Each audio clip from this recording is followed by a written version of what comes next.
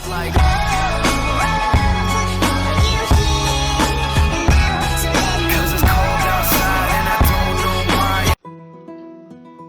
Hi, U.S. History students. Welcome to another review session brought to you by Links Education. This is Lynn, your online U.S. History teacher. Today, we will cover chapters 11 and 12. Come on, let's go. So, obviously, we're doing the Millionaire game for this review, and we're going to look at the first question. In his essay, Resistance to Civil Government, Henry David Thoreau claimed that an individual should, I was about to say Henry Clay, that's Henry David Thoreau. A. No pay poll taxes. B. Live in isolation and as simply as possible. Let's pause this. C. Obey only legitimately elected government officials. Or D. Refuse to obey unjust laws. So if you're familiar with this man, Thoreau, he was referring to D. Alright, so the next question. Let's see if you can answer this one. Right, transcendentalists believe that A. Understanding was more important than reason. B. Man should repress instinct and strive for externally imposed learning. C. Each individual should strive to transcend the limits of intellect and allow emotions to create an original relation to the universe. D. Individuals should avoid anything that would bring one too close to the natural world. And there's a keyword here already, transcend. That's a C. Alright, the next question, worth $500. During the 1800s, members of the temperance movement agreed almost unanimously that A. Abstinence should promote the moral self-improvement of individuals. B. State governments should restrict the sale and consumption of alcohol. C. Abstinence should include not only hard liquor but also beer and wine. And D. All of these choices are correct, and that's the D. Alright, just on time. The next question.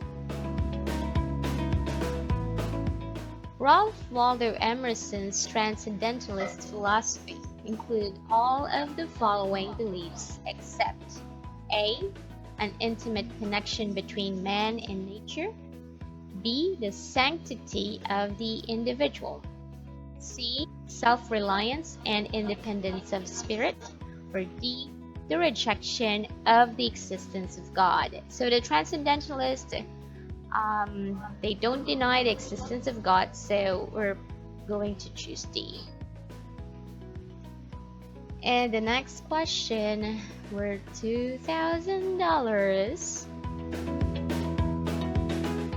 Antebellum feminists were generally A. Devoted to the issue of women's rights to the exclusion of all else. B. Active in other reform movements as well. C. Indifferent to political issues while attentive to social causes.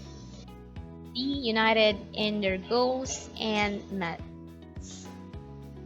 And our answer is B. And the next one, let's see if we can answer this.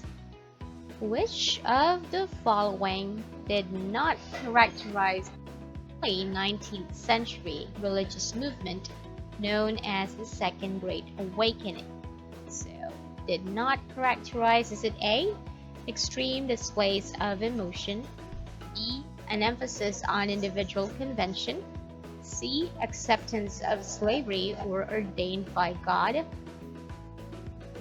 D. The extensive involvement by women and African Americans. So, did not characterize the Great Awakening. And of course, can you guess if your answer is C? That's correct.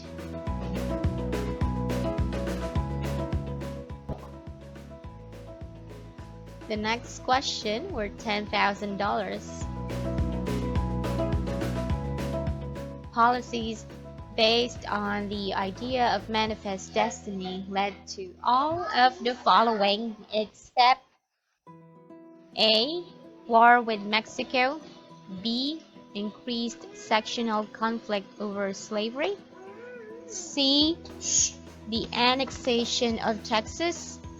D. The decline of the Democratic Party. So except policies that's based on the idea of the manifest destiny. Okay, so this refers to the idea that the Americans should expand their territory. And which one is not related to this? Of course, A, that's related to manifest destiny. C, that's also an example of the manifest destiny. And B, C, they're all examples of the manifest destiny except for D. Alright, the next question.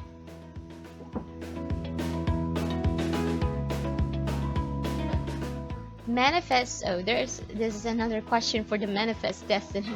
Manifest destiny was based on all of the following ideas except A. Anglo-Saxon racial superiority justified American absorption of inferior peoples and their lands. B. New lands would extend the domain of free government and free enterprise. C. Conquest of new territory would prove American military superiority. D. America had a special ordained mission in the world. And the one that's not best fit to the idea of the manifest destiny is, of course, C. This is not about the military superiority. And moving on to the next question. The main issue in James K. Polk's 1844 presidential campaign was his commitment to. This presidential election is quite important for both SAT and advanced placement tests. A. Increase the tariff. B. Reducing the cost of Western land. C. Rechartering the Bank of the United States. Or D. The territorial expansion of the United States. So the main issue in Polk's presidential campaign was, of course, remember his slogan, 54 degrees or fight. Yeah, 54-40 or fight. So that's related to the Oregon Treaty. This one, it's the territorial expansion.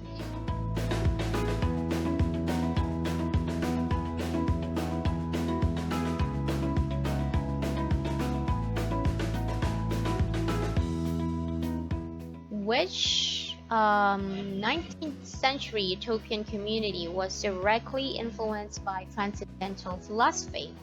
Is it A. Brook Farm, B. Oneida, C. New Harmony, or D. Mormons? And of course, that's the Brook Farm.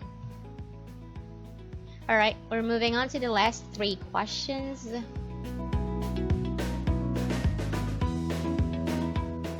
A leading New England abolitionist, this editor of the Liberator advocated the separation from the South and the immediate emancipation of all black slaves. Is it A. William Lloyd Garrison, B. Henry David Thoreau, C. David Walker, or D. Dorothea Dix? And always associate the liberator with Garrison.